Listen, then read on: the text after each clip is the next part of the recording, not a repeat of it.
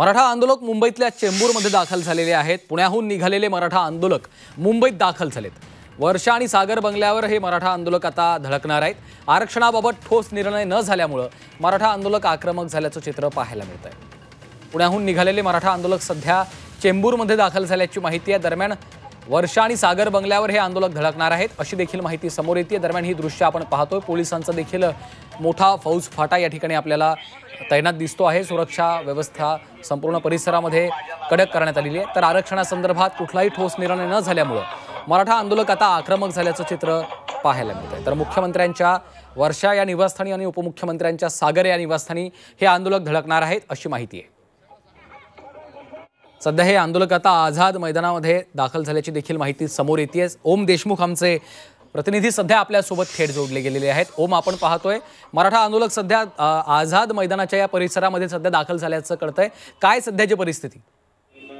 निवेदन द्यायला भेटायला स्मरण करायला आलेले बरोबर ठीक आहे। मुंबईमध्ये आझाद मैदान इथून आपण सगळं खऱ्या अर्थानं मुख्यमंत्र्यांना भेटायचं अशा प्रकारची त्यांची भूमिका आहे आणि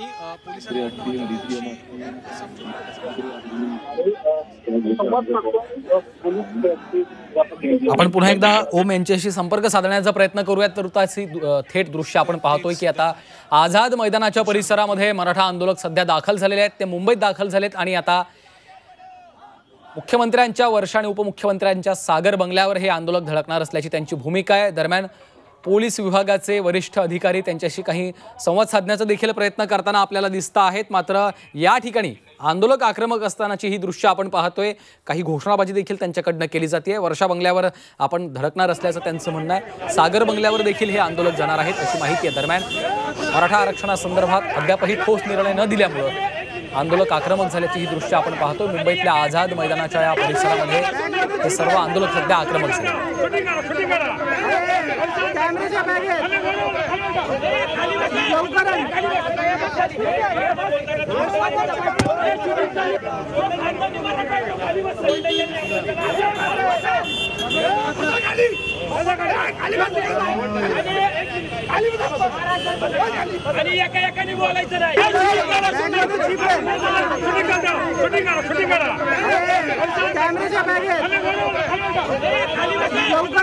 तर आपण ही दृश्य पाहतोय। पुण्याहून निघालेले मराठा आंदोलक सध्या मुंबईत दाखल झालेले आहेत आणि आझाद मैदानाच्या या संपूर्ण परिसरामध्ये ते आता या ठिकाणी उपस्थित असल्याची ही दृश्य आपण पाहतोय।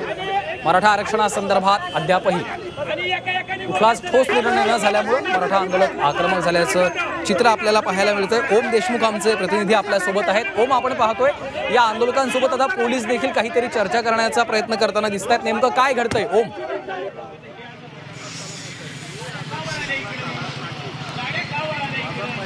अगदी बरोबर आहे श्रीकांत। आपण दृश्यांमध्ये पाहतोय की मराठा आंदोलकांकडनं हा मुख्यमंत्री आणि उपमुख्यमंत्र्यांना भेटण्याचा आग्रह धरला जातोय। मात्र पोलीस अधिकारी जे आहेत ते या मागणीवरती या भूमिकेवरती ठाम आहेत की कुठेतरी मुख्यमंत्री नाही आहेत, उपमुख्यमंत्री देखील मागल्यावरती नाही। त्यामुळे कुठेतरी सामंजस्याची भूमिका घेतली जावी आणि थोडा वेळ आंदोलकांनी आझाद मैदानावर बसून पोलिसांशी प्रशासनाशी चर्चा करावी असं त्यांचं म्हणणं आहे। मात्र आंदोलक काही केलं इथे त्यांना ऐकायला तयार नाही। त्यामुळे नेमकं काय होतंय, आंदोलकांची समजूत घालण्यात पोलिसांना यश येतंय का हे पाहणं महत्त्वाचं असणार आहे। आपण सुरक्षेच्या दृष्टीनं पाहायला गेलं तर इथे मुंबई महापालिका परिसरामध्ये फोर्टचा परिसर जो आहे जिथे खूप वर्दळ असते तिथे सध्या ट्रॅफिकचा विषय निर्माण झालाय। काही प्रमाणात वाहतूक कोंडीची सुद्धा परिस्थिती या ठिकाणी निर्माण होते। त्यामुळे आता प्रशासन नेमकं काय करते, पोलीस त्यांची समजूत काढण्यात यशस्वी होत आहेत का हे पाहणं सध्या महत्त्वाचं असणार आहे श्रीकांत। निश्चितच ओम, आपण पाहतोय की आता त्या आंदोलकांमधून देखील काही प्रतिक्रिया समोर येतात। नेमकं काय त्यांची भूमिका आहे, काय त्यांचं म्हणणं आहे?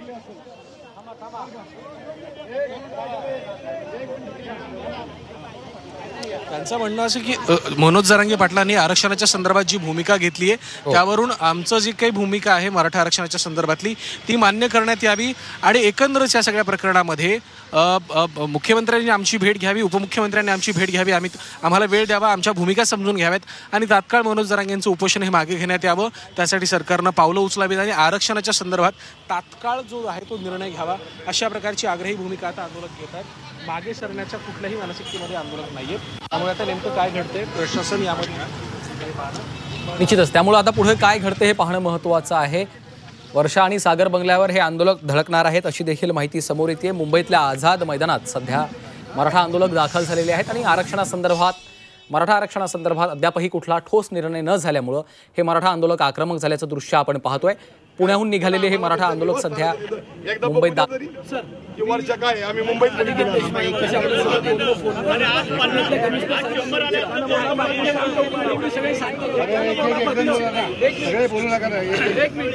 आमची एकच एवढी विनंती आहे, मुख्यमंत्री साहेबांनी आता वर्षावर यावं आणि मनोजदादांचं जे उपोषण चालू आहे, कारण त्यांची मिनिटाला तब्येत खराब होतीये। जर त्यांच्या तब्येतीला काय झालं तर सगळी तुम्हाला माहिती सर काय सुरक्षा बिघडेल, तर त्यापेक्षा त्यांनी यावं आणि आता काहीतरी मार्ग काढावा। त्या फडणवीस साहेब आले त्यांनी यावं सागर बंगल्यावर, आता अजितदादांनी यावं आणि ह्याच्यातनं मार्ग काढावा। कारण सर प्लीज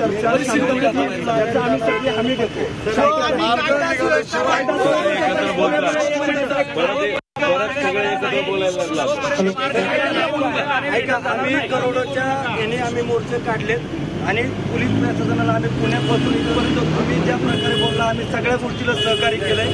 आमची एवढीच विनंती आहे, आमचं तारीख त्याच्या मरणाच्या तोंडावर आलेले, आम्हाला आज इथं जाऊ द्या, बोलू द्या आणि आम्ही आज निर्णय झाल्याशिवाय निघणार नाही। आम्ही हटणार नाहीये, काय आम्ही हटणार नाही, सगळे सर्वसामान्य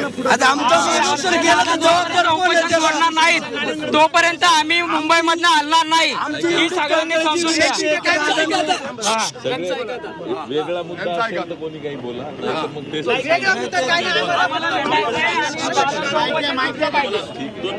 वेगळं नाही।